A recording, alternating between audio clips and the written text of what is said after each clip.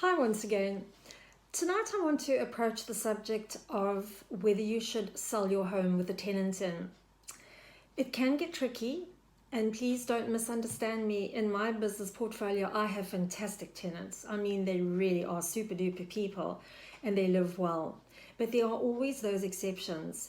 And unfortunately, if you're one of the unlucky sellers with a tenant in your home during the sale process, it can seriously harm your chances of getting a top price and the chances of your home selling quickly. So just be a little bit aware. Now, a good estate agent will obviously assure a tenant that there will be alternative accommodation offered when the time of sale comes, and obviously a decent notice period will be given. However, accessibility can be a big hindrance, and unfortunately, whilst a seller might bend over backwards to give viewings, a tenant is not always that accommodating because he feels it's an invasion of his privacy, and I think that's really understandable. I think it's also important to know that the home probably won't look as great, and you probably haven't lived in the home for 3 years, and the tenants haven't been reporting every little thing that's gone wrong. They've learned to live with it.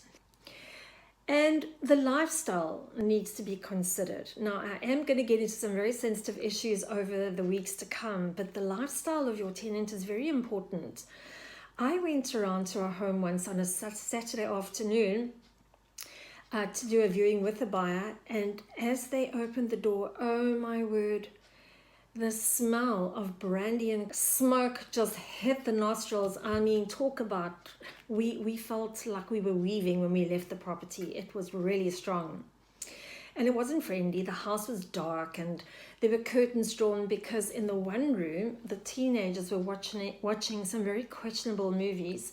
And on the other side where the lounge was, and the drapes half hanging off the windows, Dad was really pumping it with friends and screaming at the rugby score. So it wasn't really your typical family afternoon. It didn't feel nice. The dogs even looked fraught.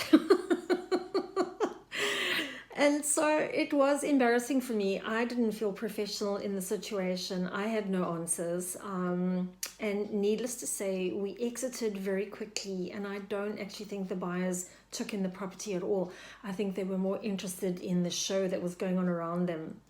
So this is a concern, and we'll continue to address even more in-depth issues in the weeks to come. You all take care.